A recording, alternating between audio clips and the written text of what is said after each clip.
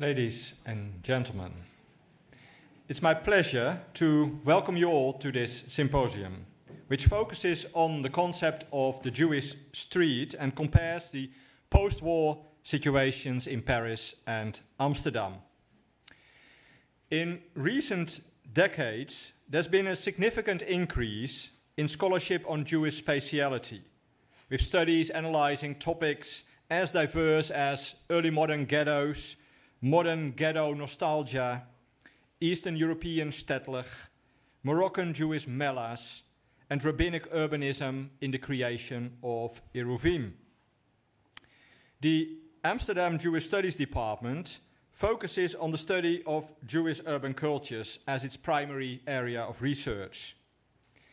In February, we organized a conference in Athens in conjunction with the workshop on the history of Greek Jewry and the Netherlands Institute in Athens, focusing on Jewish urban landscapes in the mid-20th century. Well, that conference focused on Jewish neighborhoods as a structuring unit. This evening, which is in some sort of way a sequel to the Athens conference, will highlight the category of the Jewish street. How does focusing on the Jewish street as an analytical category help us understand the dynamics of post-war European Jewry? By way of introduction, I will briefly conceptualize the notion of the Jewish street, provide some historical background, and present a short typology of the post-war Jewish street.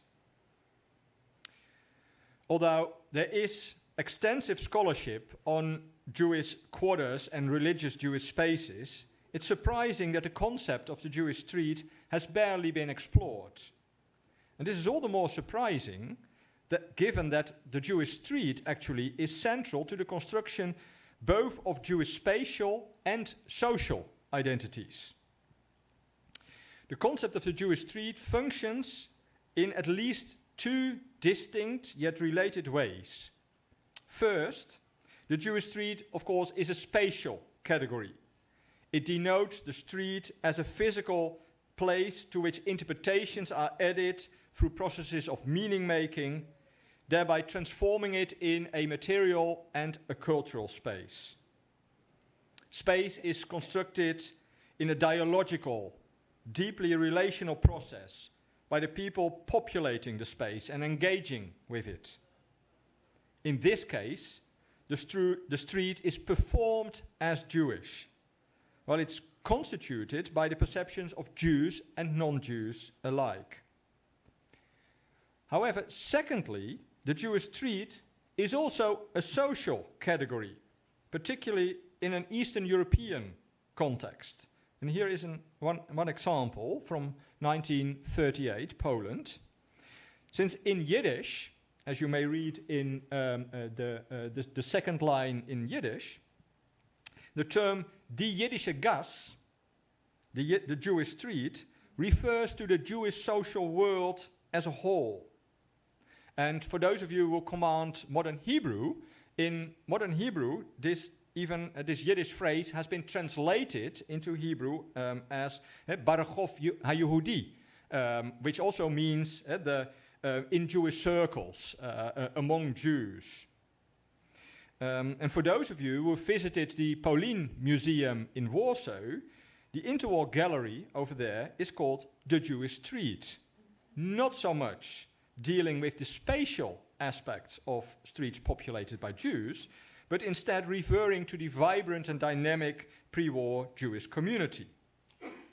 Moreover, in Marxist analyses, the Jewish street even has a distinct class aspect to it, denoting the voice of the Jewish labor class.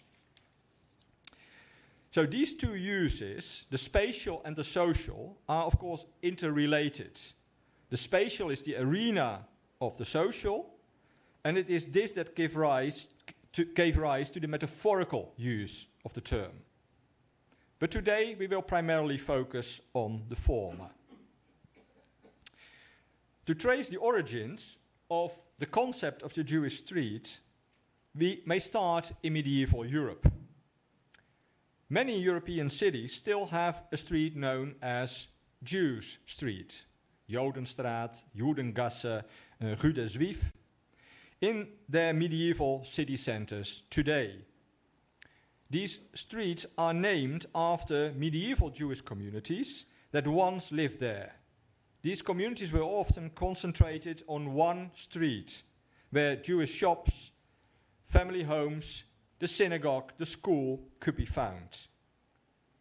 Although these streets were named after their predominantly Jewish inhabitants, non-Jews also lived there in most cases. However, at the end of the Middle Ages and in the beginning of the early modern period, the Jewish street actually becomes an officially segregated area in which all Jews are concentrated. A notable example, of course, is the Judengasse in Frankfurt am Main, a street adjacent to the city walls where Jews were permitted to live. The street was closed off by gates, the keys of which were held by the municipal authorities and the Jewish community leadership.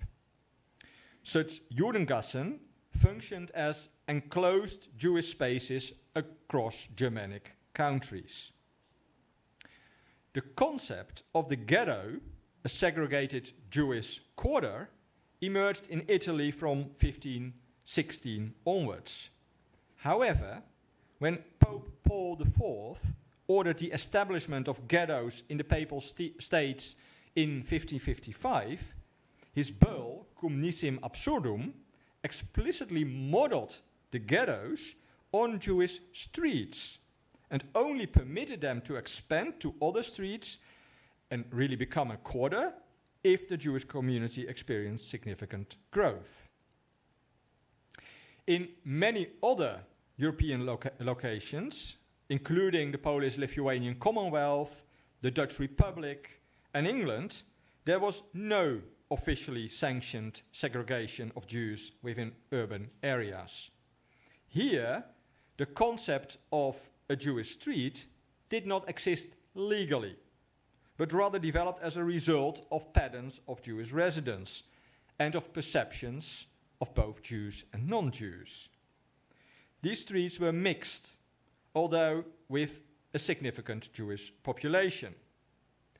A good example is the Amsterdam Breestraat, Broad Street, where many Jews settled, although it remained a street with non-Jewish inhabitants too. Rembrandt, for instance, lived there as well. Over time, the Jewish character of the street led to its name being changed first colloquially and thereafter officially to Jodenbreestraat, Jews Broad Street. And you can see it in the map, the early modern map, you still see the street mentioned simply as Broad Street, whereas later it has become Jodenbreestraat, Jews Broad Street. And so there is a change according to the perceived Jewish character of the street. And similarly, the canals on the east bank of the river Amstel were called Jodengracht, meaning Jewish canals. Although the Jewish street is no longer a legal category in modernity, it remains important in the spatial organization of urban Jewish life. If a legal obligation is not what makes a street Jewish, then what is it? I would highlight here a few characteristics. Firstly, the Jewish street is a layered concept that combines economic, social, cultural, religious, and folkloristic functions, with each function reinforcing the others.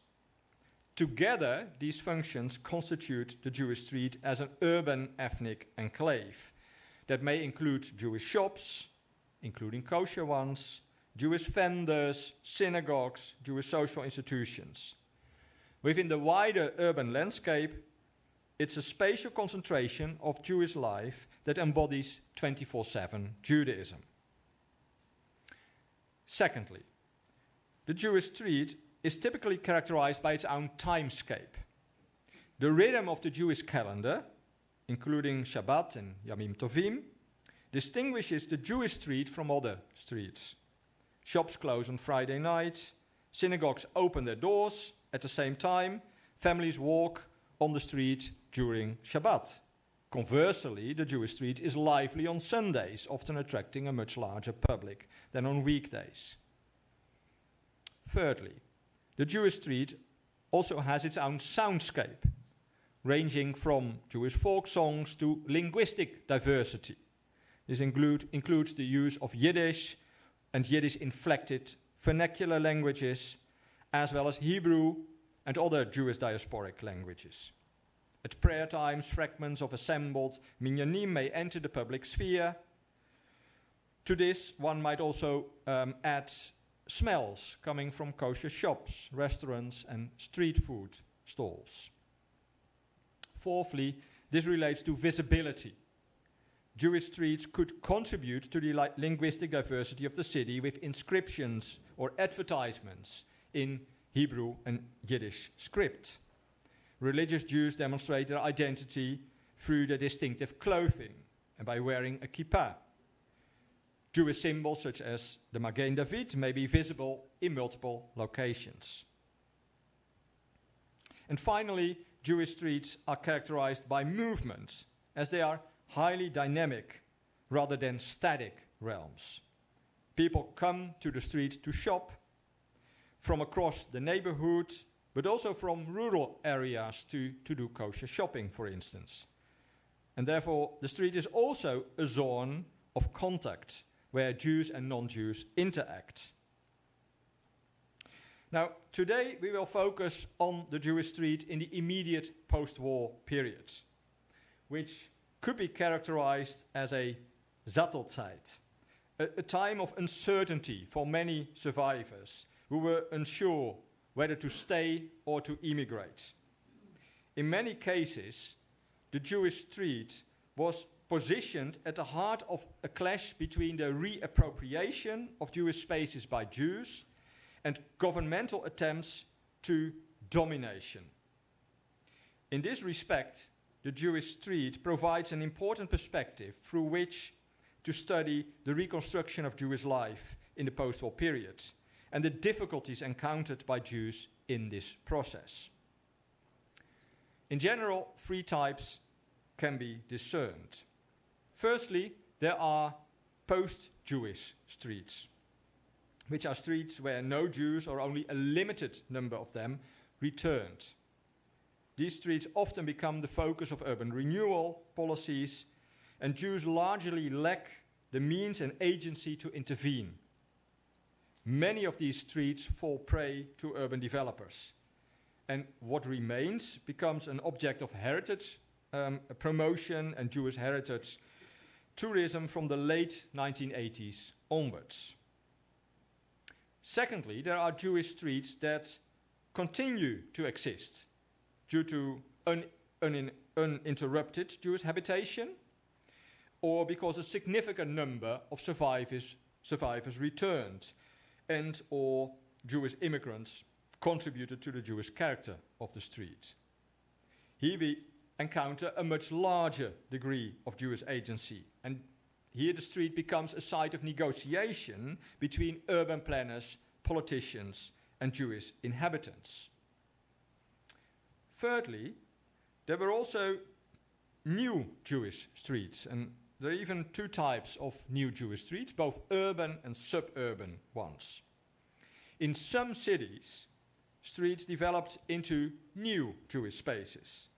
And one such example is the Möhlstraße in Munich, where the American occupation forces housed many Jewish institutions, including communal aid institutions.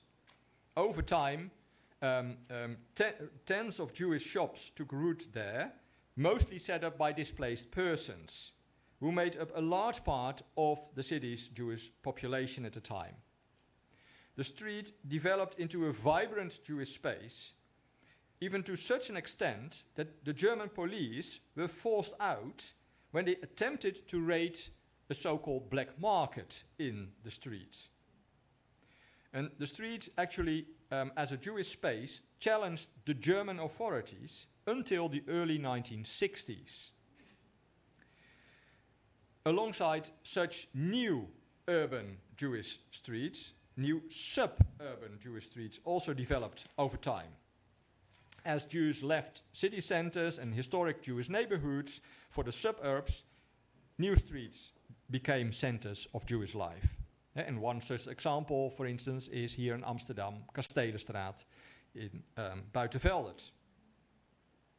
Tonight, we will take an in-depth look at two streets in Paris and Amsterdam and explore the similarities and differences between them in order to gain a better understanding of the relationship between space and Jewish identity. I would like to introduce our speakers. Dr. Sietske van der Veen is a postdoctoral researcher in our Department of Jewish Studies at the University of Amsterdam, and she will analyze the Amsterdam street Rapenburgerstraat. She specializes in Jewish urban history and is a member of the Amsterdam Center for Urban History, a secretary to the Dutch Association for Jewish Studies, and a review editor of the European Journal of Jewish Studies. She will give her presentation after the first one, which will be given by Professor Sarah Gensburger and Dr. Eric Le Bourris.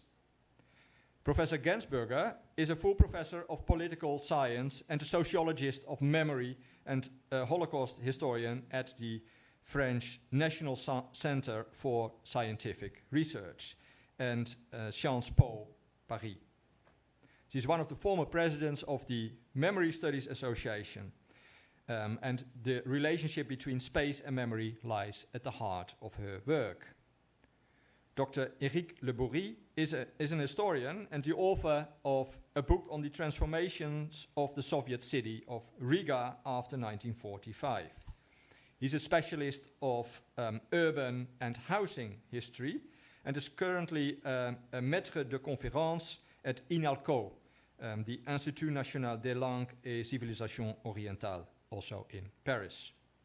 Together with Professor Isabelle Bacouche, they recently published a path-breaking and widely debated book, Appartement témoin, la spoliation des locataires juifs à Paris, 1940-1946. And we are truly delighted to welcome them here and to give them the floor. The floor is yours.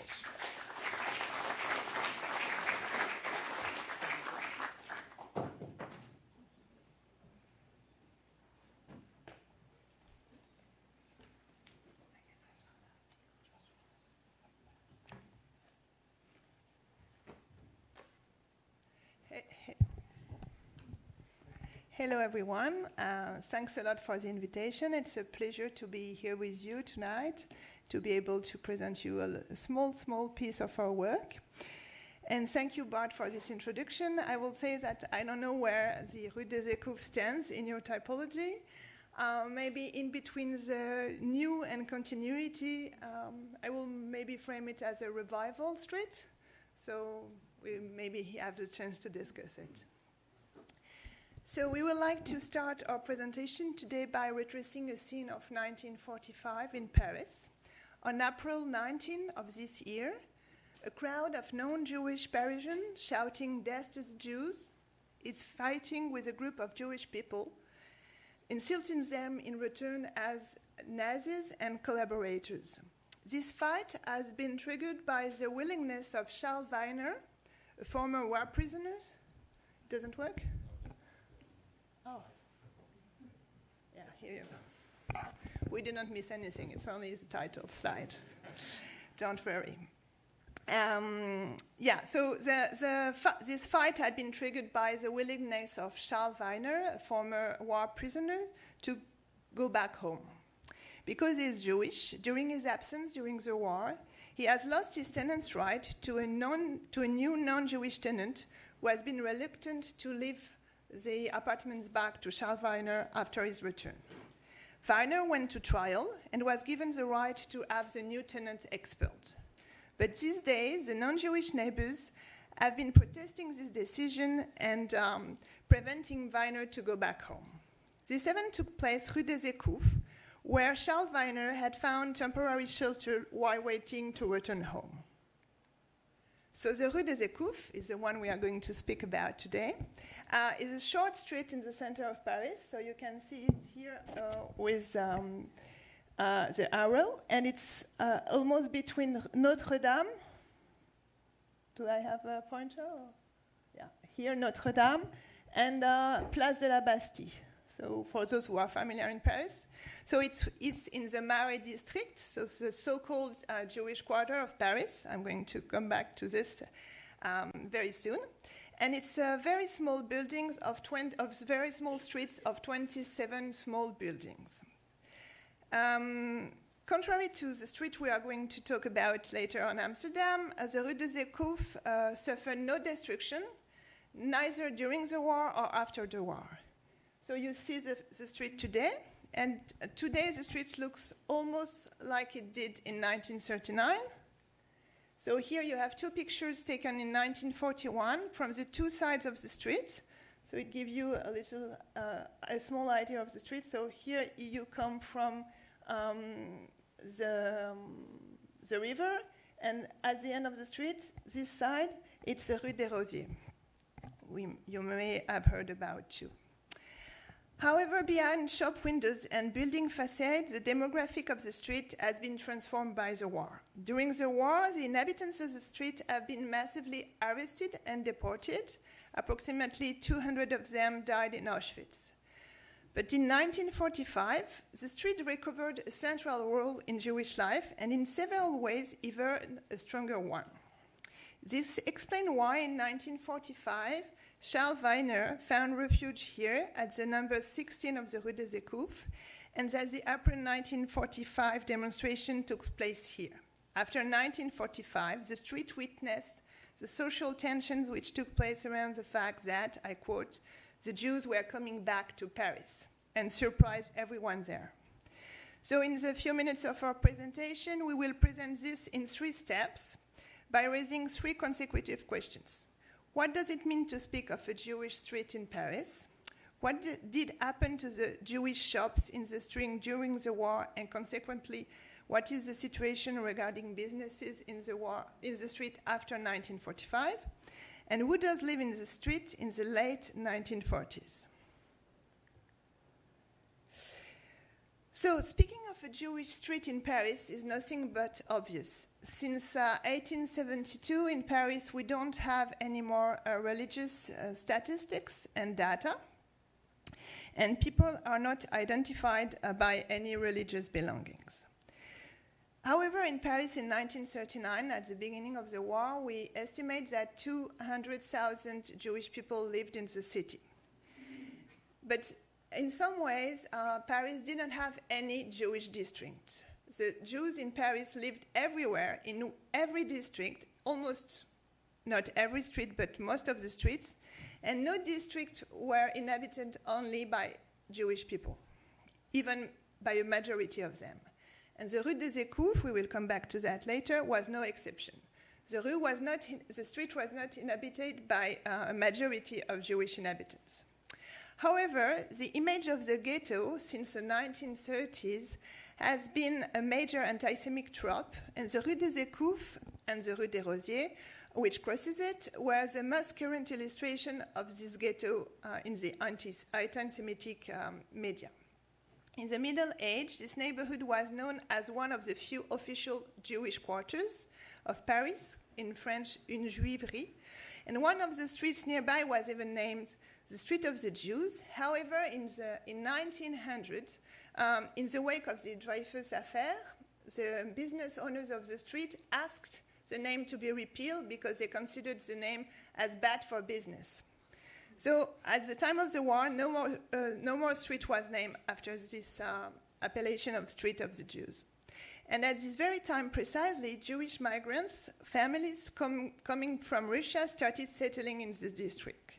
Progressively, the Rue des Écouves became the symbol of a so-called ghetto pointed at by anti-Semitic journalists and politicians. So we took some examples here. So it's two different articles, one from the 1933 and one from the beginning of the war in September 1940. And two of them, they almost have the same title. Even if you don't speak French, you can recognize the word promenade, which will be a walk. And the two of them illustrate this idea by the Rue des Écoufes. And here you even have the picture. And this trend was strengthened by the German occupation and the implementation of an anti-Semitic policy by the French administration. Just to make sure that everyone knows it, during the war there were no ghetto in Paris, right? All the Jews in Paris were authorized to stay, to live where they lived before the war. There were no ghetto, no specific quarter, anything. They were located where they lived at the beginning of the war. And so here you see the two pictures as from the Rue des Ghettos, so it's really a symbol of a Jewish street. This reputation, while serving anti-Semitism, relies mostly on the visibility, which is one of the points you just listed, of Jewish religious, cultural, and everyday life in the street. So before, during, and after the war, we had at the number 18 a synagogue and a religious school called the Roger Fleischmann Foundation. And we had in the street a lot of businesses in relation to ritual or Jewish culture, like one bookshop. So this is the main journal of the Jewish community in Paris in the 30s and before and during the war. And here in the 1932 journal, you see that out of 4 places where you could buy this journal in Paris in 1932, 2 of them were Rue des Écoufes. So what did happen in this shop that were so visible in the street during the war as a way to understand what was the situation at the end of the war? Out of the 40 shops in the street in 1940, 3/4 of them were owned by Jewish owners. And paradoxically, this concentration played a protective role regarding the Aryanization process and shaped the fate of the streets in 1945 onwards. So, as you may know, in Paris and in France, the Jewish businesses were submitted to the Aryanization process, so they were meant to be sold to new non-Jewish owners. And these posters were put in the shop window of such shops. And here, one of the first articles to assess the way the Jewish owners complied by this new regulation said that the only place where the Jewish owners actually complied by it was Rue des Écoufes, where they did as they were asked to. And so the concentration of Jewish shops in the streets led to a lot of derogation to the Aryanization. So here we put an example of a grocery shop in the 18th of the street, where the person in charge of this Aryanization process said they were going to give the shop a special status and not to implement the Aryanization. So it will be authorized to stay open during the war, precisely because the clients and all the business was sought to be made only with Jewish people.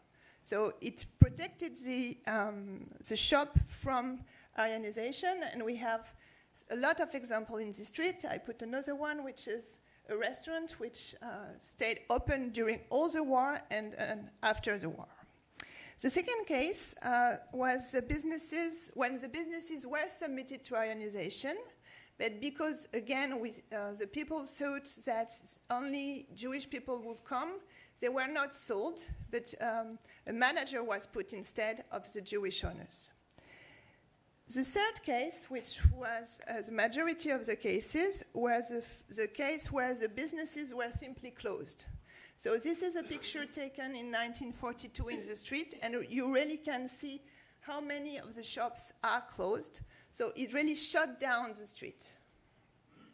And finally, but this is the smallest category, the Aryanization was put into play for only 6 shops out of the 40 ones, right? And in this case, the process went up to the end, where the shops were sold to new non-Jewish owners. So by influencing the nature and scope of the Aryanization process, the Jewish nature of the street shaped the street life in 1945 and onwards.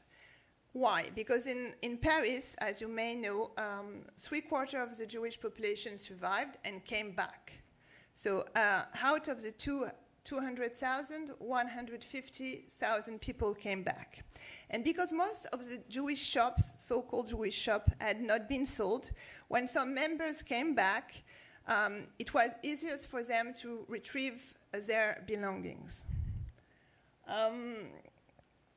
And for example, the Licht restaurant I showed you before, it was still working at the end of the war and was still in action in the 1950s.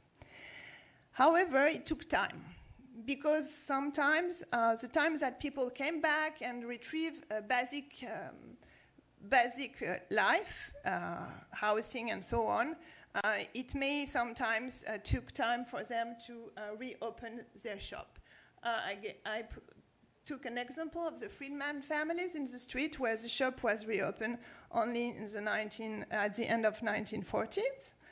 And in the 6 cases where the shop had been sold, 3 of them, all of them had to go to trial, and 3 of them retrieved their possession, which is a huge rate compared to the rest of the streets of Paris.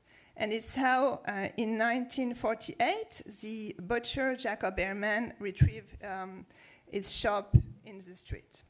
And today, this shop has become a butcher from Oran, the city of Algeria, because after the years where the shop were closed, progressively, the Jewish people from Eastern Europe origin were replaced by Jewish people coming from North Africa.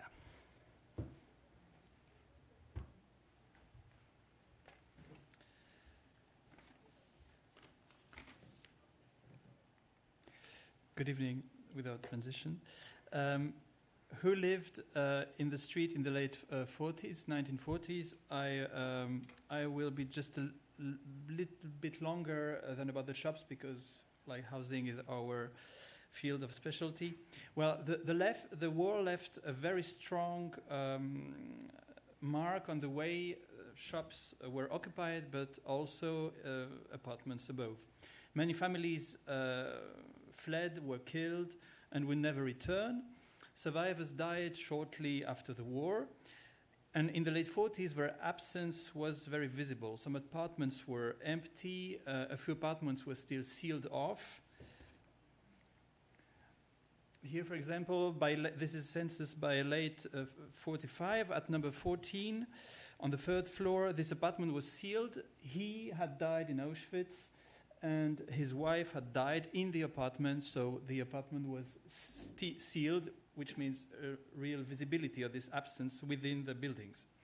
This register was created in late 1945. It was produced by a new French national policy, which tracked which tried to track private housing to identify empty or under-occupied premises. Each occupant of each apartment had to justify why they were here and who they lived with. And in this kind of documents, you see that most residents were tenants. A few owners also lived in the street, but like most Parisians, the inhabitants of the street were tenants of the apartment they were living in. This source, of course, is unique to understand the occupancy of buildings, apartment by apartment. There's no other source where you can find who lives where specifically. Another piece of this census, at number 4, the Miodowniks registered on the 4th floor were awaiting the return of family members who had been deported to Auschwitz. They were also living with another family in the same apartment, which were also waiting for family members supposedly or to be repatriated.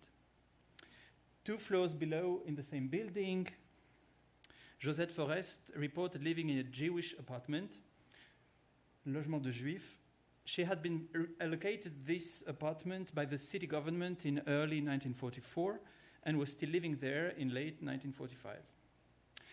As we see here, a simple question as who lives where and who does live in the street in the late 40s raises many others on the Jewishness of the street.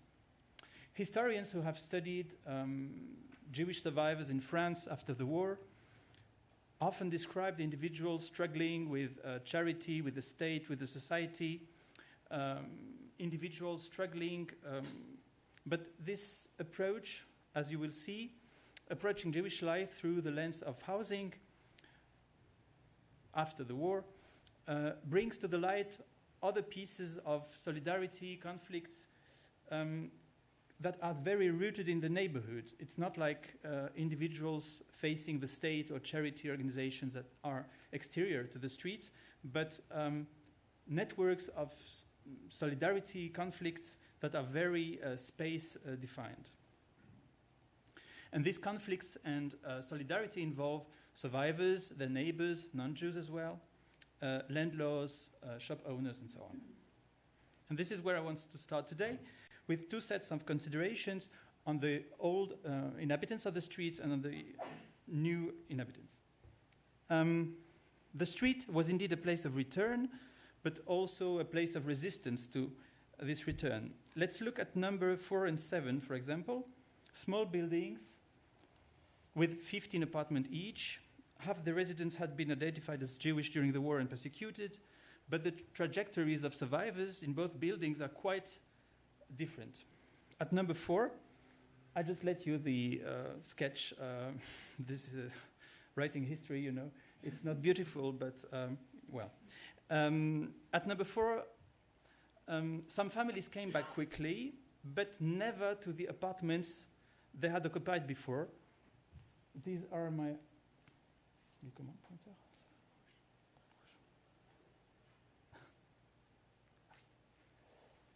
Whoops.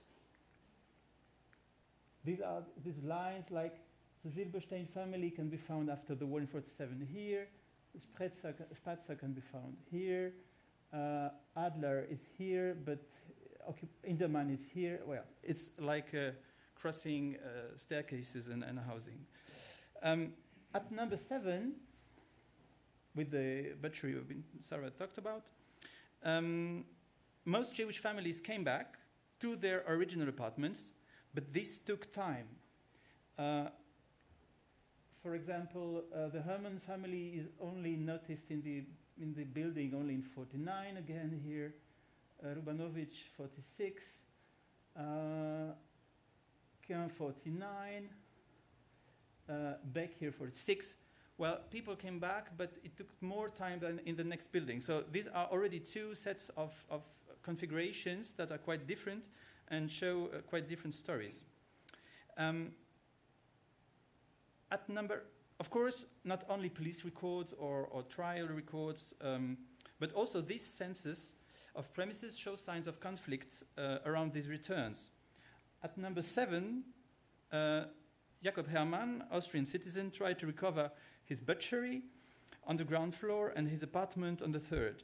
He registered the shop on his name, which was still occupied by someone else, and his wife Rachel registered on the 1st floor. Well, they used to live in the 3rd, but she registered here in the 1st floor, late 45, in the apartment officially rented to another tenant.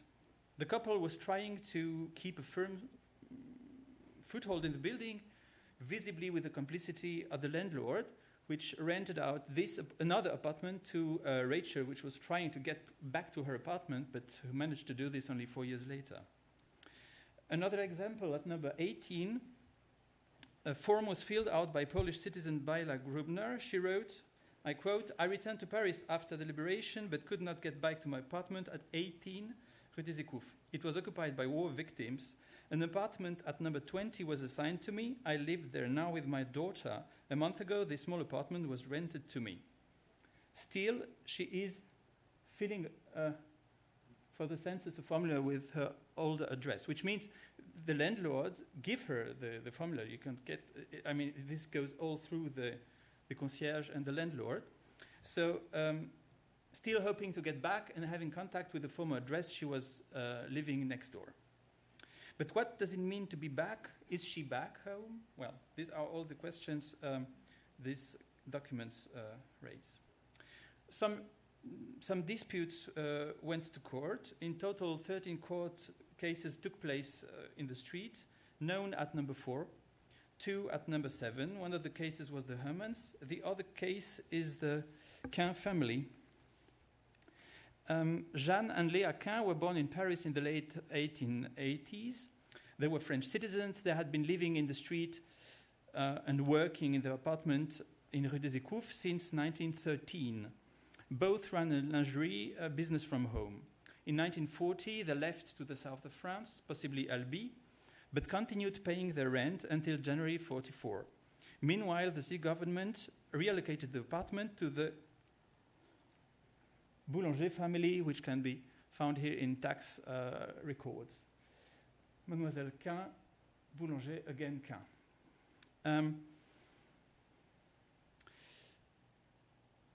In July 1945, a judge decided the sisters had never stopped being tenants and decided to give Boulanger, the new tenant, a 3-month delay to leave. But they didn't leave. Still, they were still living there in 1946.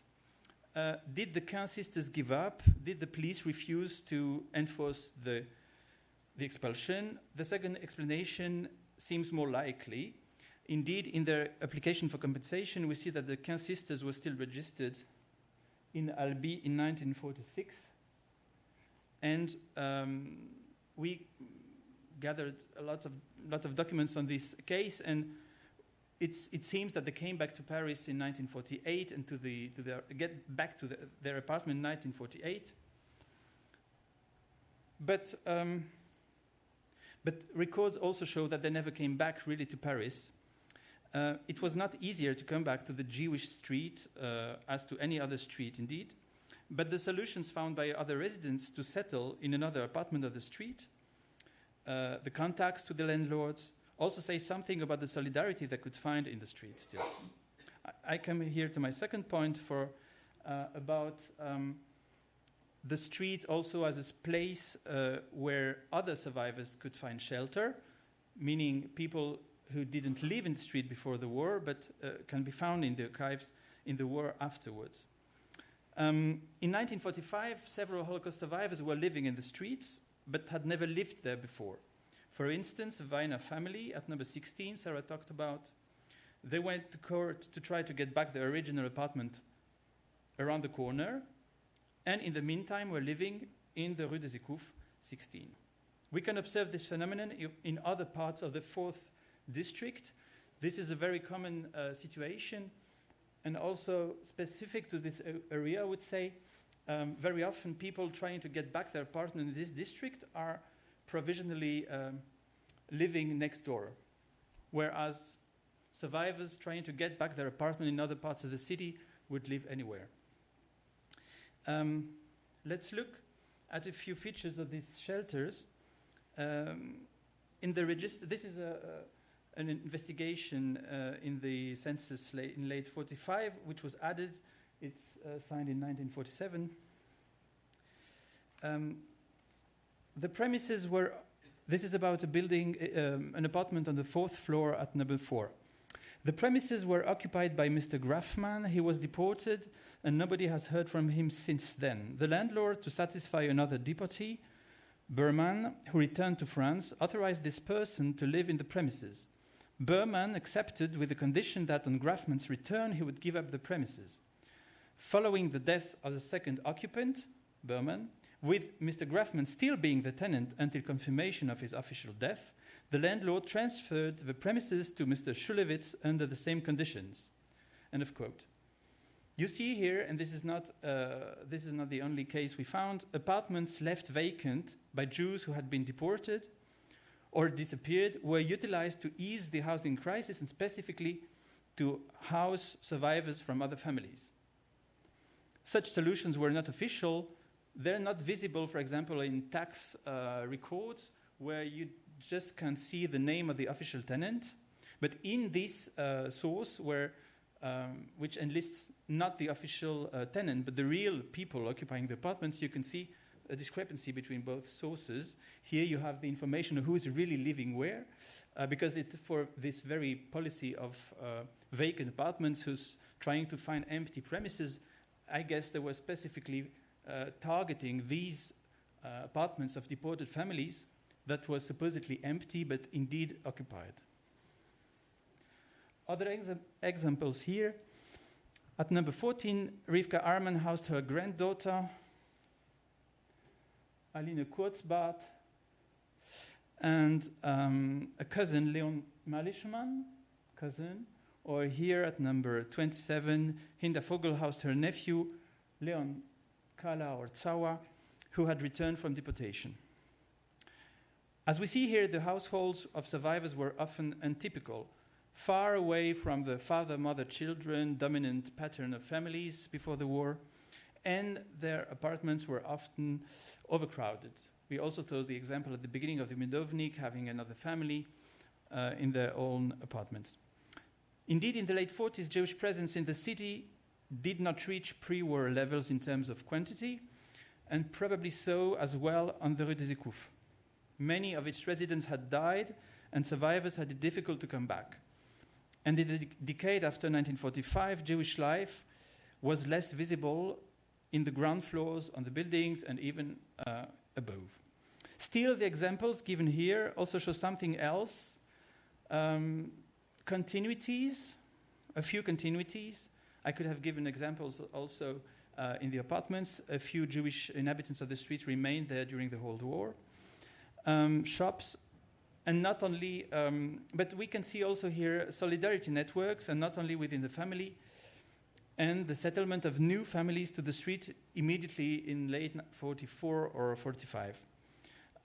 We would like here to make the hypothesis of a relative concentration. In terms of addresses and shops, the streets' share in the city's Jewish life probably increased. It's not, there aren't more Jews living in the street or working there after the war, but in the share of the Jewish life within the city, we can see here a kind of concentration appearing after the war. Thus, the reputation of a Jewish street remained, or Jewish quarter remained, but of course, the place in the Jewish life and the social meanings of the street had totally changed, but still, the reputation of the street, or the idea people have about the street, is that Ashkenazi Jews disappeared in the war and that Sephardic replaced them, but in the 60s only. Well, we can see another patterns of continuities and crossing and interactions with the neighborhood that may give another picture of that. Thank you.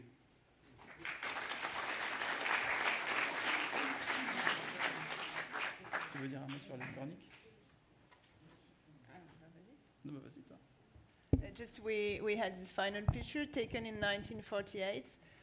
So it's looked like any other street, right? All neat teenagers. That's why we loved it. And it's all these kids and young people were hidden children during the war, and they are like having a teenager's life in the very street, Rue des Écoufs. So it was just a final note.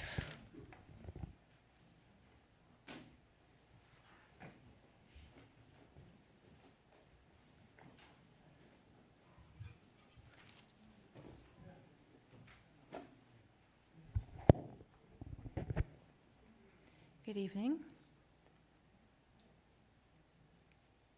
In 1971, Sally Hartog, a former merchant in hides from Eindhoven, wrote to his sister-in-law about the old Jewish quarter of Amsterdam, where he used to come every week before the Shoah.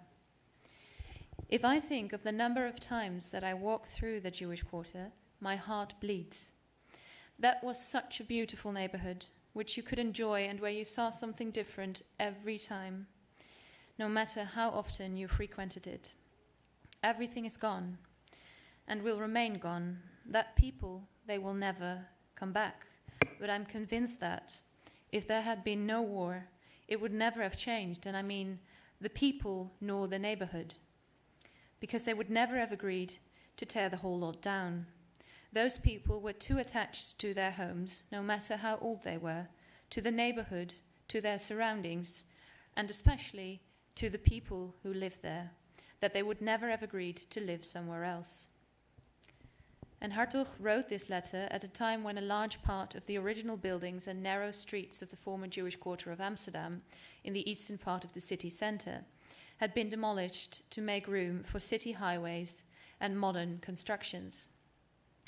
In the Rapenburgerstraat, about a 15-minute walk from here, from the Spui, the transformation of the neighbourhood was sharply visible in the 1970s.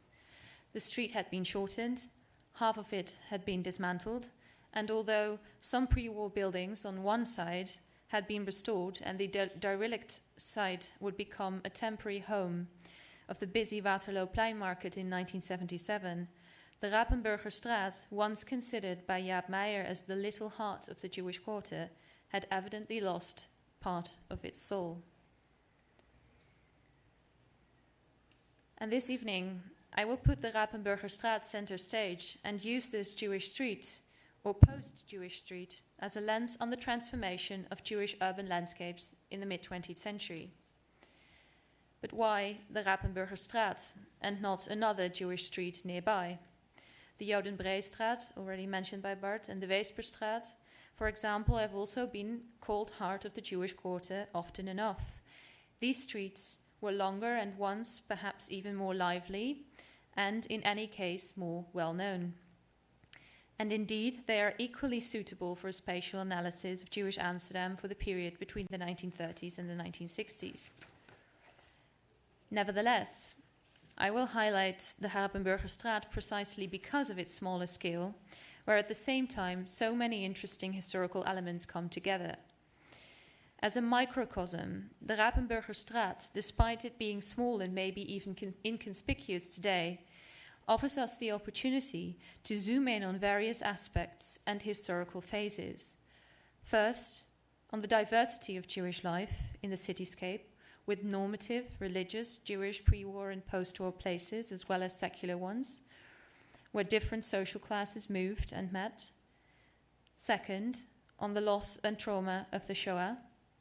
In his book on the wartime inhabitants of the Rapenburgerstraat, Guus Luiters called it the worst affected Jewish street in the Netherlands, as so many Jewish residents were murdered. Third, on the presence of endeavors of diverse Jewish communities for the re-establishment of Jewish life, no matter how modest.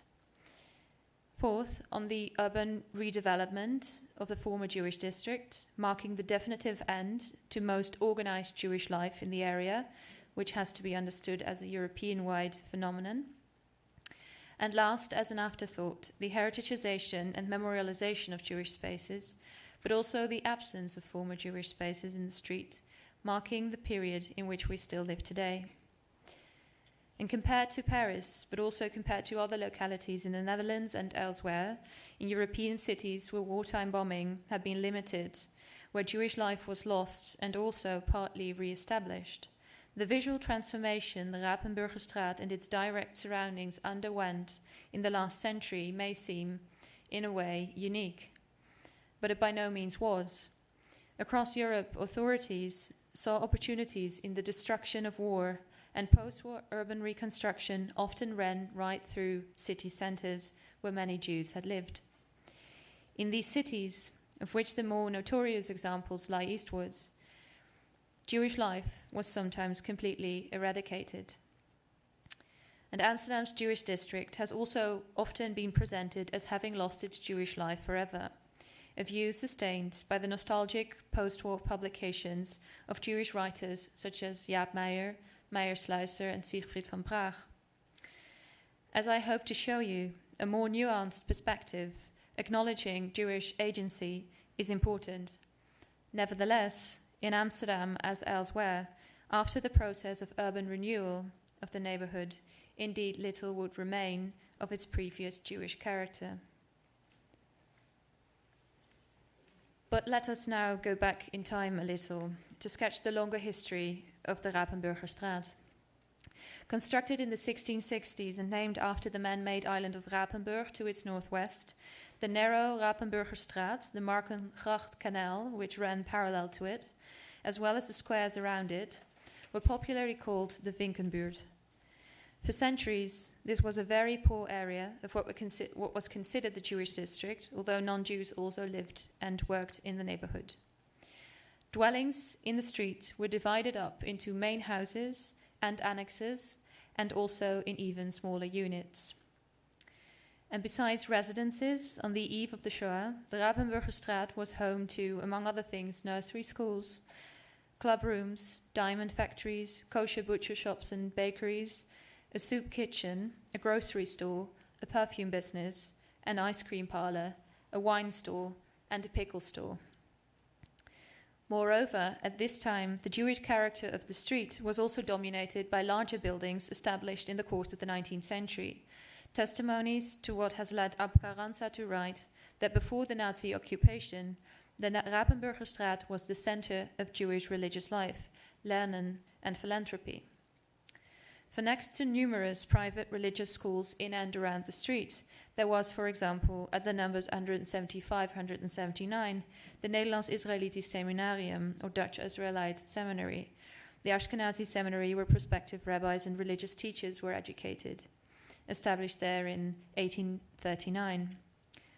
173, Rapenburgerstraat, in turn, was the seat of the chief rabbinate of the Ashkenazi community and home to the Rapenburger Shul, the poor man's shul, where, until the deportations during World War II, many couples had their chuppah.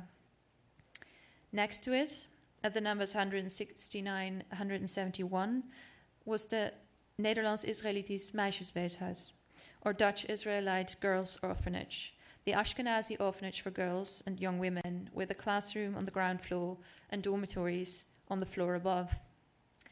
There was, nowadays, halfway through the street, at number 109, Bet HaMidrash Etz Chaim, a seminary with shul, located in the building since 1883. And there was, of course, the Portuguese synagogue or Esnocha, with, among other things, the offices of the Portuguese chief rabbinate, no longer on the Rapenburgerstraat today, but part of the street still in the first half of the 20th century.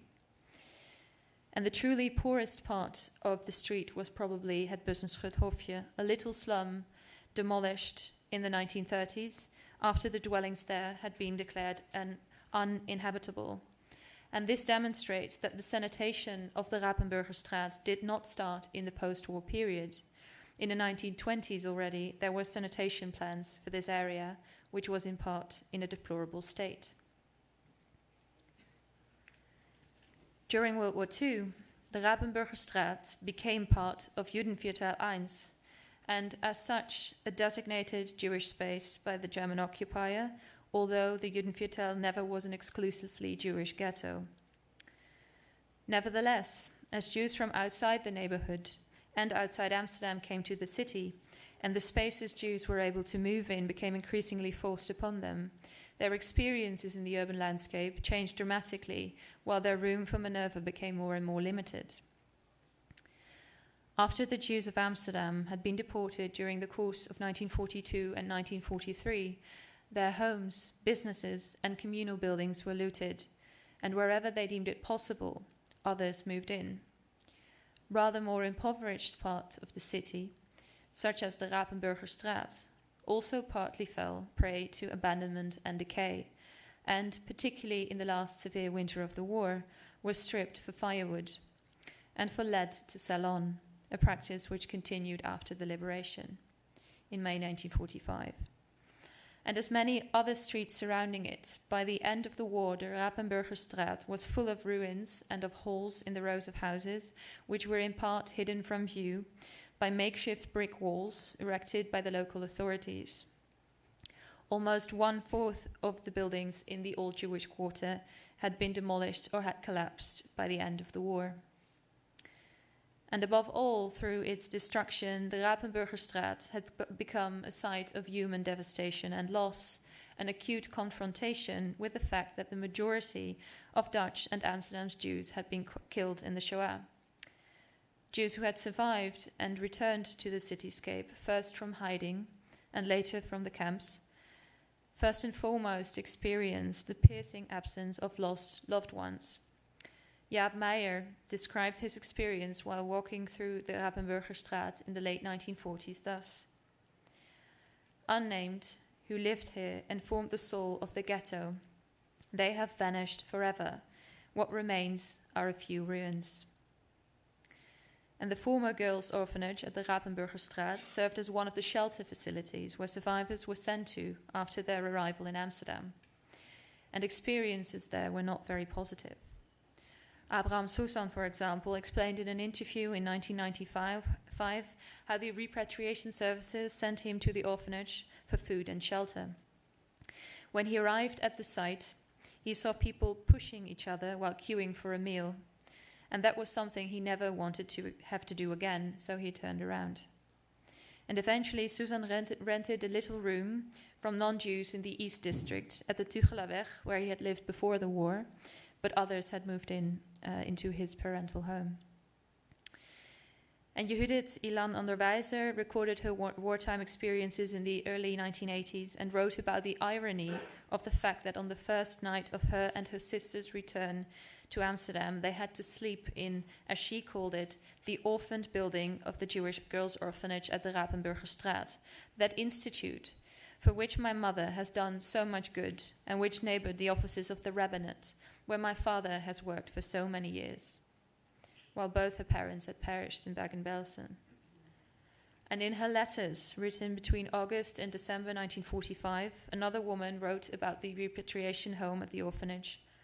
It was uncomfortable there, and we were glad we could go to the present address, which was a hotel in the city centre, after a few weeks. And after serving as a shelter facility, the former girls' orphanage served as the location for several clothing workshops and other small factories. And on his walks through the former Jewish district, Jaap Meijer came across the Dutch Israelite seminary at the Rapenburgerstraat. The last time he was there, in May 1943, he had already found it hopelessly depleted, so naked and rough deserted. Now, he wrote in the late 1940s, it is completely destroyed. When he climbed through a hole in the back wall of the seminary, he saw a wrecked ruin. The stairs, as always, went up through an erratic skeleton of beams and joists. Broken tiles were scattered everywhere. And the seat of the Ashkenazi rabbinate and the shul at the Rapenburgerstraat had been completely ransacked during the occupation, and already in 1950 the building was turned into several small workshops. Although a post-war report on the state of the buildings, owned by the Ashkenazi community, still mentioned the Rapenburger Shul with its 145 seats on the same address, the community could not afford to keep the building and had to sell. Fathers and grandfathers populated the benches, Meijer wrote, a sad recollection. And he also described his heartbreak over the former house of learning, Beth Hamidrash et Chaim, which by the late 1940s also housed a small factory. The double door no longer makes its crackling sound. The delicate stained glass does not tremble gently, like before. Familiar sounds from a childhood, which is unbelievably far behind us, have had to make way for the harsh reality. And if we have to realize that we can no longer go through this building because it, removed from its purpose, is lost for us, then the memory often is too sorrowful.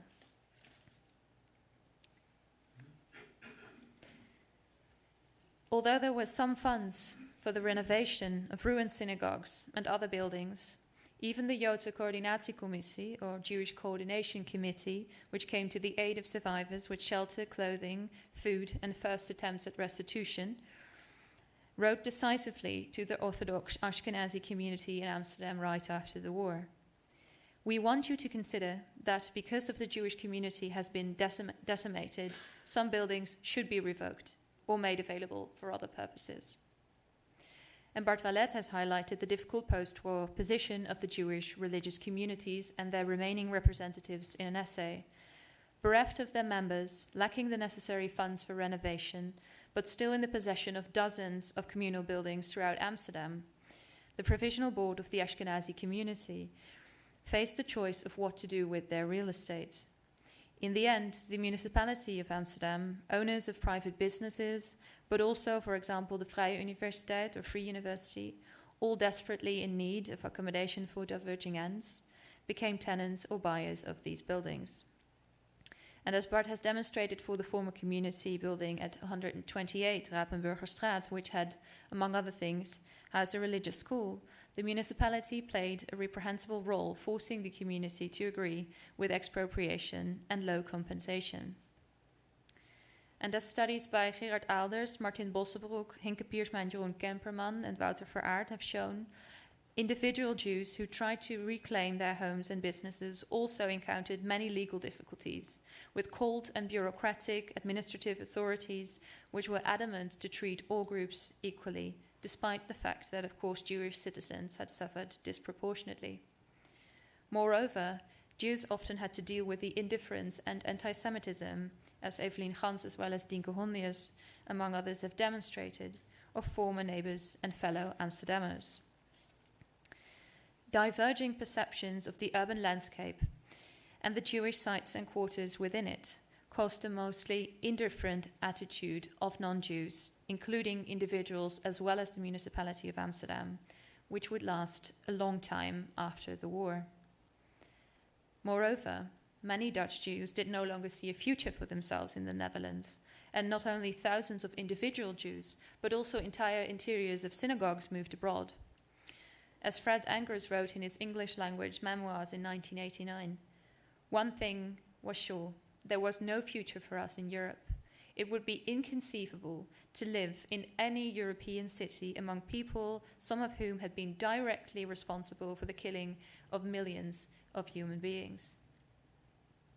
However, despite the difficulties Jewish communities and individual survivors faced while trying to reappropriate places in the urban landscape, they managed to preserve and give meaning to former Jewish spaces in the city, as well as to create new ones. Some Jews returned to the old neighborhood, such as Maurits Allegro, and he recounted in the 1970s, "I believe I am the only one in the entire Rapenburgerstraat who lived here originally as well and came back. Everyone else is new. All former residents have been taken away and did not come back. I am living here again in the same house. It has cost me a lot of effort after the war, though. A few quid and a lawyer. First, the court ruled against me, and my lawyer had just requested an advance payment of 500 guilders. Then I went to someone else. It was my own house, wasn't it? Then it was done within 2 days." And at 67 Rapenburgerstraat, the Oost-Jiddische Arbeiter Kulturverein Ansky, or Association of Friends of the Eastern Jewish Workers' Cultural Circle, Ansky for short, established itself in 1948. Erected in the early 1920s by Yiddish-speaking migrants, this left-wing cultural organization experienced a revival in the post-war period before it was dissolved in the 1970s. And as the representatives of Ansky wrote in an announcement distributed in September 1945, they considered it of the utmost importance to, despite the blow that struck us as a people and as individuals, carry the banner of Jewish culture further. So despite the central experience of absence and the question whether Amsterdam could still be a home to Jews, there are numerous examples of resilience and the rebuilding of Jewish life in the cityscape, ranging from religious and cultural communal endeavors to the stories of individual Jews coming together on Friday evening just to eat chicken soup, or in the case of the young, visit bars and theatres to talk among an inner circle, and even to laugh and to dance. To, as one woman termed it in English in a 1990s interview, make up for lost years. While Jews in Amsterdam went through the liminal, transitional post-war period, a fluid time in which so much had shifted and was still in motion, they were also confronted with expropriation for the purposes of urban redevelopment. The traffic situation in the Jewish district and the double residential and work function of the neighborhood had been a thorn in the eye of the municipal authorities long before the war. And already during the occupation, the municipality had acquired former Jewish-owned properties to this end, And in the post-war period, it became clear that in the Rapenburgerstraat, the side with even numbers had to disappear completely for the closing of the Markengracht Canal, which happened in 1968, and the widening of the Valkenburgerstraat next to it, to turn it into a city highway, and this was completed in the same year. And Maurits Allegro, who had been able to return to the Rapenburgerstraat, was lucky that his house was not located on this side of the street, for the authorities were relentless. In a report of the Director of Public Works written in 1946, the Rapenburgerstraat was called one of the dreariest streets of Amsterdam and much too long. From a verdict in a case on a plot in the Jodenbreestraat nearby from 1962, it appears how official authorities still saw the district more than 15 years after the war. It was described as an old, unattractive neighborhood. Protests of owners of plots against the expropriation procedures, such as that of a Jewish couple who had lived at 185 Rapenburgerstraat, Augusta Summers and Jacob Koekoek, reached a dead end in court. Even Augusta Summers' demand for compensation was rejected for a lower sum in damages, as the city managed to designate the expropriation as wederopbouw, post-war reconstruction. Everything had to give way for the future.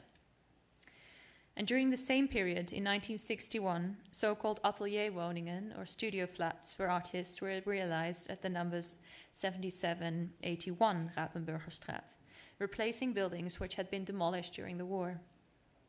And one of the new tenants was the Jewish sculptor and artist Ruth Brouwer, who had moved to Amsterdam in the 1950s. And in later decades, Jewish weekly NIW and publisher Amphora Books were located in the street. Eventually, the Rapenburgerstraat became twice as wide as it had used to be, but shorter. The construction on the side with even numbers, apartment blocks with large squares, as well as the Dutch Film Academy, was only completed in the late 1990s. Meyer Sluiser had never made a secret of his opinion on the intended transformation of his beloved Jewish quarter, as he had written already in 1957, "A modern city will rise on the old foundations, with houses consisting of so much glass they resemble giant fish bowls intended for nightmarish fish." And this microhistory of the transformation of the Rapenburgerstraat lays bare several takeaways regarding the concept of the Jewish street in the mid-20th century. And this is, on the one hand, the importance of continuities in Jewish space-making between the pre-war period and the liminal post-war period, however different in nature and smaller in scale due to the rupture of the Shoah. We must not only direct our attention towards normative Jewish spaces or visible traces of Jewish life, or look at the quantity rather than the quality of Jewish life in the street, but acknowledge all efforts of Jewish communities and individuals to give meaning to the cityscape around them. At the same time, these efforts and the imprint they made on the post-war urban landscape remained limited, which evokes the question whether the fact that some houses and other buildings were or are still used by Jews makes a street in its entirety a Jewish street, or if it rather is or remains a post-Jewish street. As Siegfried von Praag wrote in 1971, "What are the Jewish neighborhoods without their people? They inspire the stones of the streets and the houses." What remains in the built environment of the Rapenburgerstraat are remnants of the Jewish life which once was, such as reapplied Hebrew facade lettering and memorial plaques, and this one imprint of a mezuzah. And in short, we have to ask ourselves what and who dictates the narrative of the Jewish street. And only then can we look past the visible layers of the past and dig deeper to uncover perspectives that go beyond memory and nostalgia. Thank you.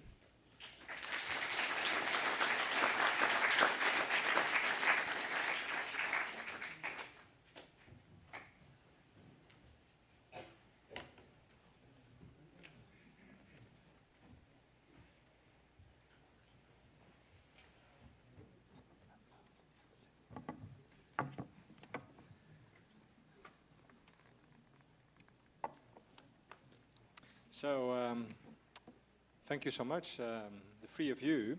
So we've had two cases of Paris and Amsterdam. Actually, my first question would simply be, how does Paris look to Amsterdam? What differences and commonalities do you see in the Amsterdam case?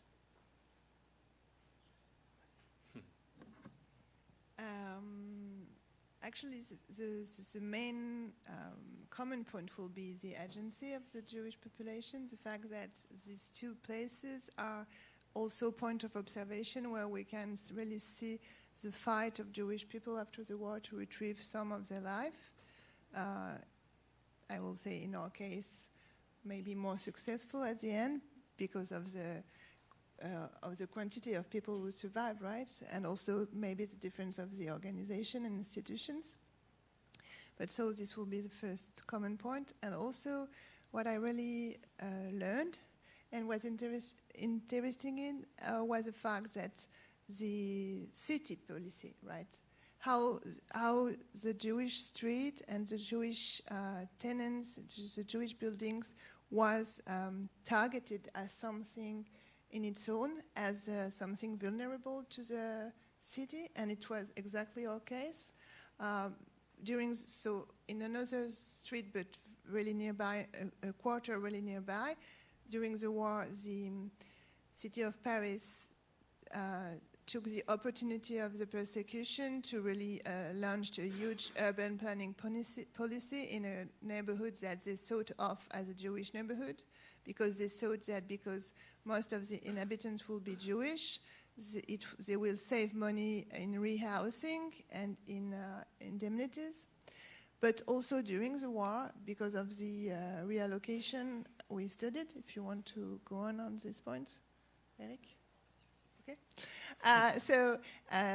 Because during the war, and some of the example we took was the consequence of that, but we didn't take the time to really present that in depth. But during the war, while there was 2 million people away from their home in Paris, only 10% of them were Jewish, but only the 10% of these so-called vacant homes, but they were not vacant, right? The leases were still on, was used to rehouse people who needed homes during the war, like victim of Eilat bombing. And so the category of Jewish homes, and in our case, Jewish street, was really a category used as a way to implement housing policies for the majority of the population in Paris by the city. So here I think there's also a common point. But huge differences, of course, because in our case, our streets still exist first, and also in the French case, the Jewish community, of course, was different, but really managed to be rebuilt at the end of the war. So, Siska, how do you view the Paris case from the Amsterdam perspective? Yeah, I think you already mentioned some very interesting commonalities and differences, and I would like to pick up on one of the last points that you made about also the authorities really designating it as a Jewish street, which is actually something that did not happen in Amsterdam. Actually, people moved around it rather more. You see that in the documentation of the municipality, for example, the term Jodenbuurt, so Jewish quarter, is still used in the beginning, but then slowly moves out of the documents, and it's called like just after the streets, for example, and after the plans that are made to establish the Weesperstraat, the Valkenburgerstraat. So the whole name of Jewish street or Jewish quarter slowly vanishes from the documents, which I think is also interesting when you talk about what is actually Jewish street and who views this as a Jewish street. So in the study of post-war Jewry, there is this debate about presence and absence of Jews in the landscape, and visibility and invisibility, and commonly the argument is made that Jews after the war are much more invisible, and partly this is also a Jewish strategy, actually, to be more invisible. How do you perceive Rue des Écoufes, Rapenburgerstraat from the perspective of visibility, invisibility, presence and absence? Well, there's a huge discussion in France as well on this topic, with the idea that Jews were silent or didn't talk about it, or but it's not specific to the street, I guess. The archives show that this was a topic of discussion everywhere, and everybody knew, and this was, I mean, the amount of people involved in the looting, in the reallocation of apartments, in the conflicts after the war, everybody was, I mean, even in Paris as well, talking about housing is everyday discussion, and this was going on all the time, and everybody knew about this. Just at some point, families didn't talk about it probably, and grandchildren weren't told about it. So people, when you talk to survivors' grandchildren, they don't know anything about this story and have the impression that this was taboo, nobody knew, or nobody could do anything. But the archives give us a totally different perspective. There were complaints everywhere. Survivors wrote to everybody, to the city governor, to the mayor, to the administrations, went to court. If they had the means to do it, and so it's quite strange, because the global image is that Jews were silent, complied to the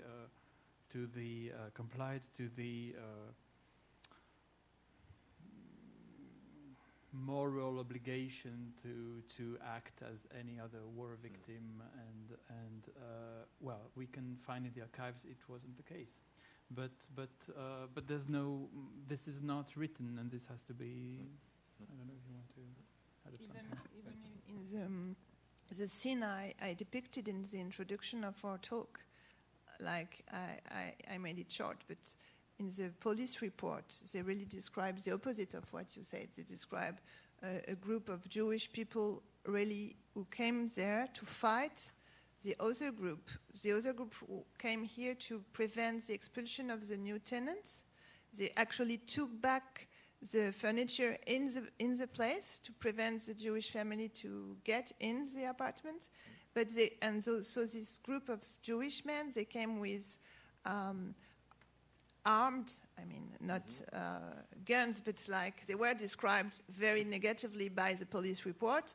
So they in some ways, they were not afraid of being visible. And even the physical strength in some of the testimonies we found about some of the people who retrieved their apartment by asking, like the FTP Moy, who are Jewish fighters, Jewish resistance in Paris, coming from migrant background, like all the ones who are very famous in France now.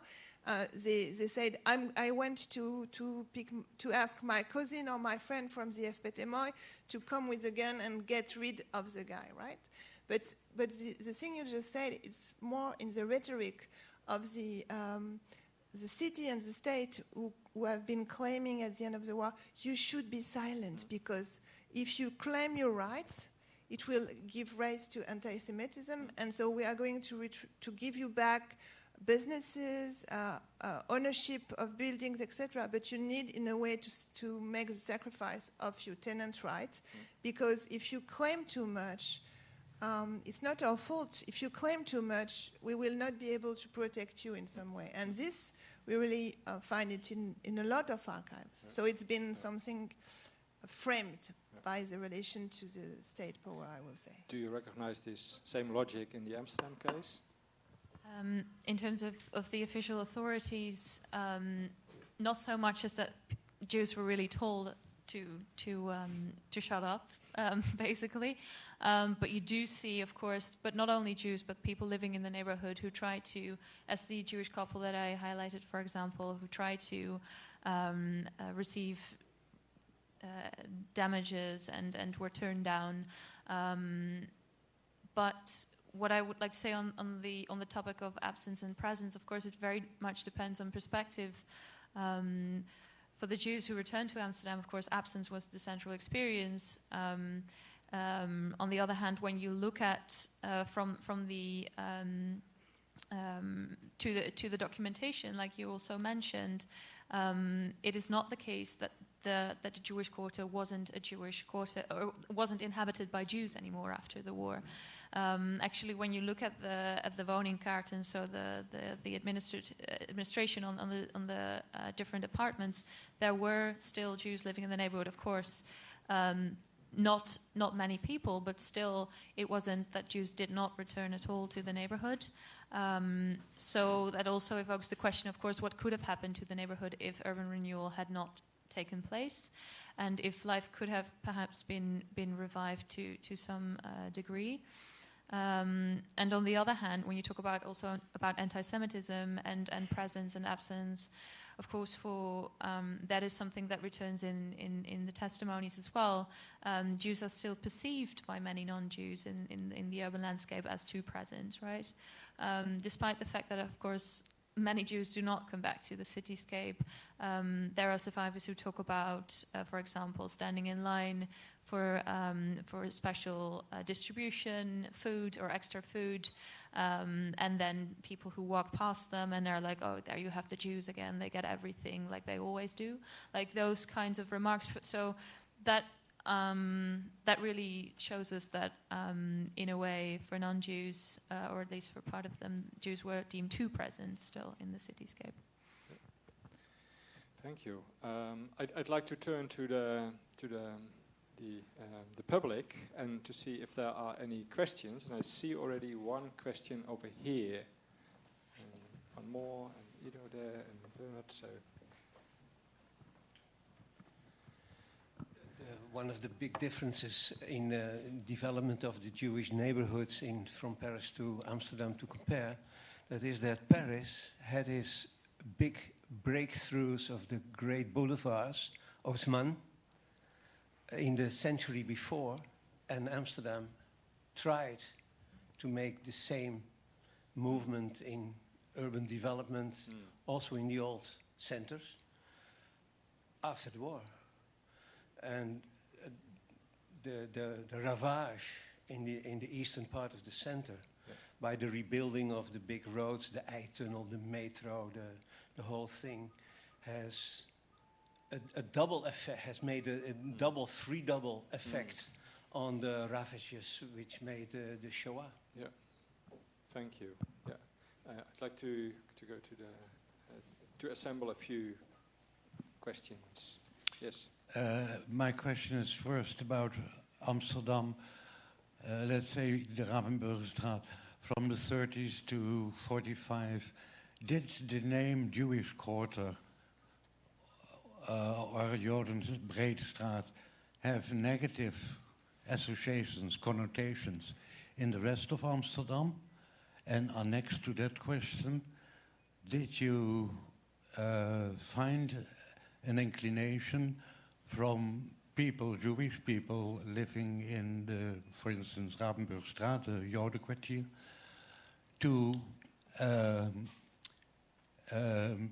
to migrate to other parts of Amsterdam as soon as they became more wealthy, more resourceful? Yeah. Thank you for your question. I think you can take it. Shall I take that? Yeah. Regarding negative references, of course, there throughout that period there was also anti-Semitism, but regarding the Jodenbuurt, or the Jewish quarter, it was also seen as a particular Amsterdam peculiarity to have. So it also had some connotation of pride, also for non-Jewish Amsterdammers, who really considered it their Jewish quarter, and it attracted also tourists from outside of Amsterdam who came to the Jewish quarter to see the peculiar life there, the market, the liveliness. So that's also something that I thought about. And regarding your question about Jews moving out of the Jewish quarter, indeed that happened. Migration of the more wealthy is a pattern of all times, but you see that particularly in the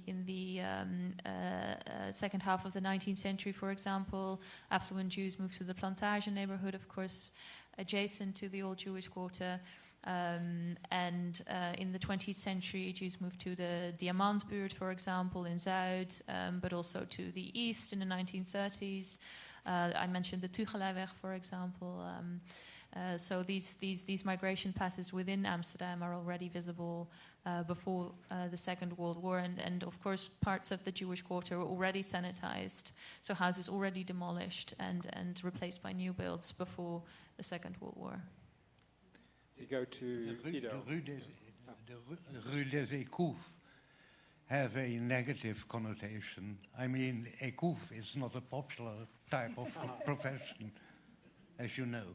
Yeah, but Rue des Rosiers will be positive. Yeah, but Rue des Rosiers will be more positive, right?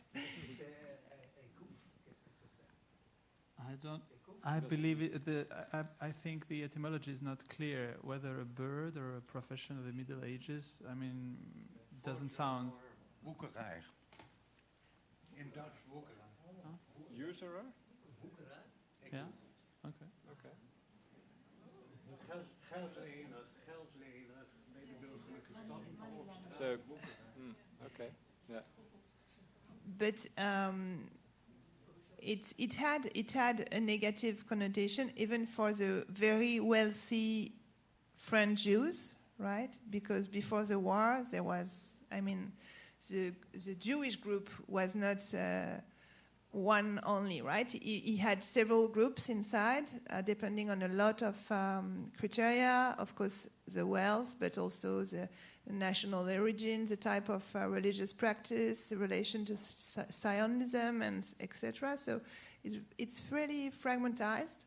And some of what these people are called the Israelites in the French historiography really despised the Jews from the Rue des Écoufs as being foreigners, dirty, poor, etc. So this was not only outside of the Jewish community, but also inside. So these people didn't consider that they had anything in common with those people at before the war. It changed during the war, and hopefully, some organization in hiding and underground rescue organization from the Jewish community had people coming from these different groups.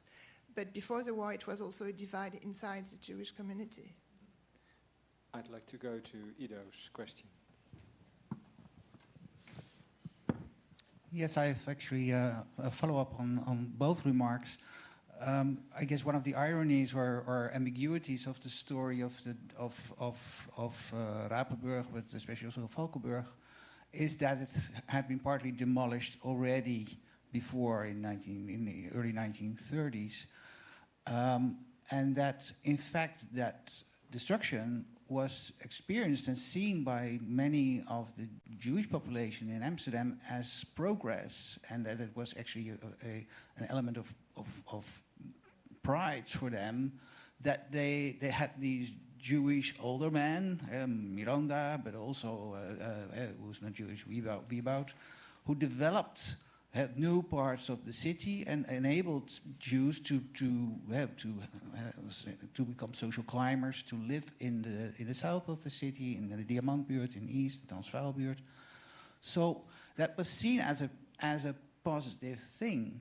And I guess one of the complicated things after 45 was that many of the people who returned had to sort of rethink that story of progress. And I think Meijer-Sluiser's work testifies of that very difficult turn. He argues, yes, this is wonderful, glass, etc., but so many things have been lost. But that transformation is, I think, crucial and also how to deal with the loss, not just of the neighborhood, but also of the Jewish progressive story. And so, do you have any indications of how Jews in Amsterdam or elsewhere related to that story? And perhaps that's partly the same in Paris, that there also is this story of urban renewal and development and etc. And you mentioned, Sarah, in your comments that, in fact, the ways in which people try to intervene in the Jewish streets in Paris during the occupation was presented as urban renewal things. But was it a continuation of earlier plans, or was it something that was new and perhaps also anti-Semitically motivated? Yeah, of course, this differs. It depends on perspective again, because when you talk about what I did this evening as well, the perspectives of the Jews who really lived in this street or around it, they did not experience also the pre-war urban redevelopment as such as progress. Many people did not want to leave the old quarter. Although there were also many people who eventually ended up in nice houses in East and South and enjoyed the fact that they had a bathroom and they had more space. But beforehand it was really hard, as it is for all people, to leave their homes and their old Jewish, their old neighborhood, their old infrastructure. And you see, of course, also that before the war, people still returned to the old Jewish neighborhood for business, to go to synagogue, to go to family. So it was not an unequivocal positive experience for the people who really lived there. But of course, when you talk about social class and people moving out of the neighborhood, when you talk about the Jewish aldermen in Amsterdam, that was a different group as well, of course. So in a way, yes, these individual Jews from higher social classes and who had this influence and who set about these plans were obviously seen as men in the forefront of progress. But for the people who really lived in these neighborhoods, it was a different story. And then when you talk about people like Sluiser, but also Jaap Meijer, of course, there's the aspect of nostalgia. And that nostalgia, obviously, in the post-war period, got a much deeper meaning, much more loaded, of course, because of the loss of the Shoah, but already existed before the war as well. The whole, the fact that the Jewish quarter was called a ghetto, for example, which it never really was, is something that stems from the late 19th century, and you see in lots of publications, literature, poetry, plays, which was also kind of nostalgia and a sort of romanticization of the Jewish quarter, actually, which of course got a very different meaning after the Shoah. So the urban planning operation I was referring to took place in the just behind the Rue des Écoufes in the south of Le Marais, just by the river. And actually it's a long story, but let's say that it's something that has been thought of long time before the war, because it's just behind the city hall. So the idea was really to expand there the city hall as an administrative city. And so the project has been thought of and drafted before the war. But what the war did is the fact that because this part of the neighborhood was seen as a Jewish neighborhood, which, I mean, was not really the case, except 2 or 3 streets, the idea was because so many Jews were supposedly living there that because it was the same city hall who was paying for the logistic at Drancy, who was the transit camp. So the everyday life of the transit camp was paid and taken care of by the city hall of Paris. So it was really the idea that because Jews were going to be arrested, they will not have to be rehoused first, and they will not have to be given any money as a compensation. So it will be the perfect opportunity for the city hall to at least implement the old project they had. So that's why they took advantage of the war to do that. So I will say it's more of an opportunity anti-Semitism than an ideological one, I will say, to make it short. But after all, when they started to implement the process, they realized that not so many Jews were living there. So it's actually, they expelled everyone, but they didn't do the work because it was first too expensive. They needed authorization by the German to do so. So all the neighborhoods actually lost value because the apartments were empty. So people came and stole woods and etc. because in Paris everything was needed. So yeah, it's how it's articulated. Thank you. The final question will be for Bernard, Professor Wasserstein.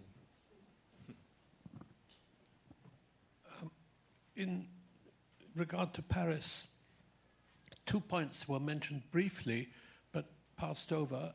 Well, one can't enlarge on everything, but I would like to ask you to enlarge on them and ask or answer whether they are connected. The first is the landlords. You looked at the street entirely from the point of view, this is not a criticism, but it's a fact, entirely from the point of view of the tenants.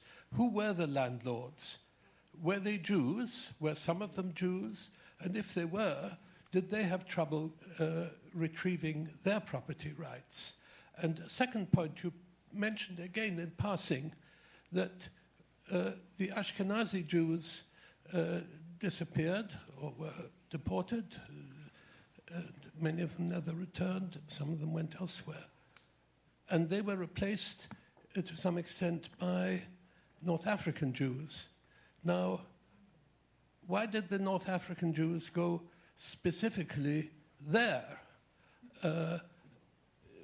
Was there some direction of them by Jewish institutions? Was the fact, were Jewish landlords involved in this? I'd like to know about this from those perspectives, please. Okay. About the landlords, there were the idea of a Jewish quarter means that everybody thinks that owners and landlords will be Jewish, specifically in this neighborhood, but there weren't. I think in this street maybe 3 owners were Jewish. Yes, that may be Sure, true. 3. So 3 out of 27. The owners were, we talked mostly about tenants because the owners mostly didn't live there. They were living, I think one of them was living next door in the next street, but most landlords lived far away in the province, had a manager who was living in the city managing several buildings, but the owners are mostly totally absent of the stories and mostly represented by the concierge living on the first floor. But only 3 were Jewish, and there was, of course, this was taken into the waves of urbanizations starting in 41, but for buildings it lasted long. And when we look at for example, the court orders in 1945, 1946, I think all 3 owners got their property back. They are not playing any role in these court orders. They're just there. We just see, but they don't act different.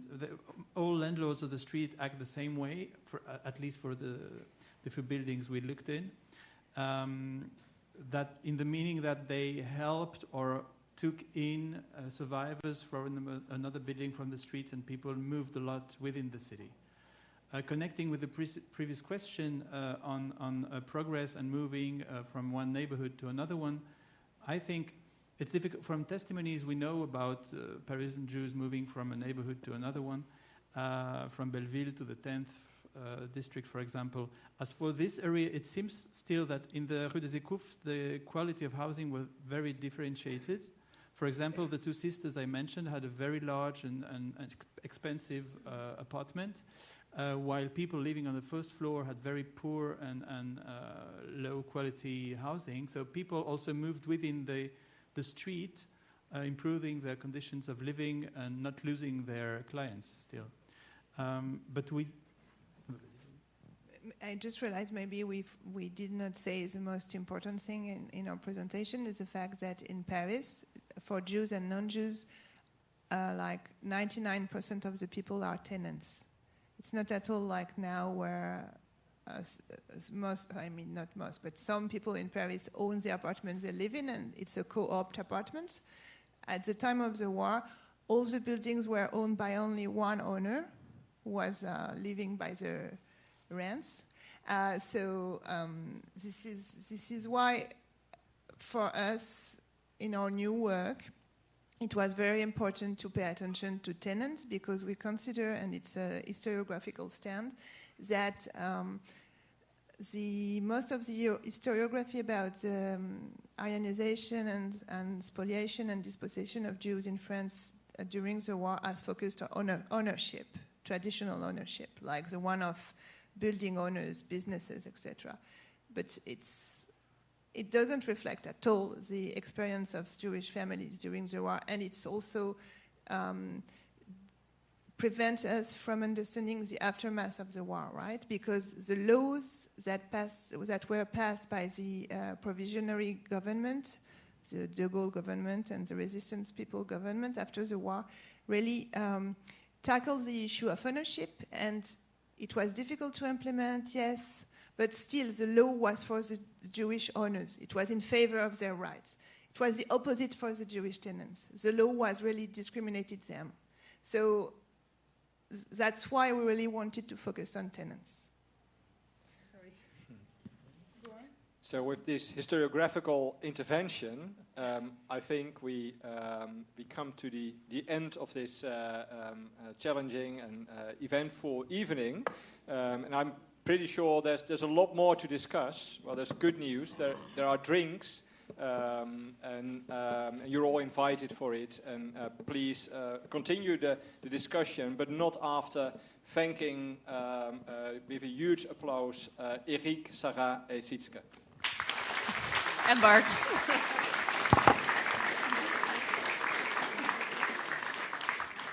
So thank you all, and enjoy the drinks.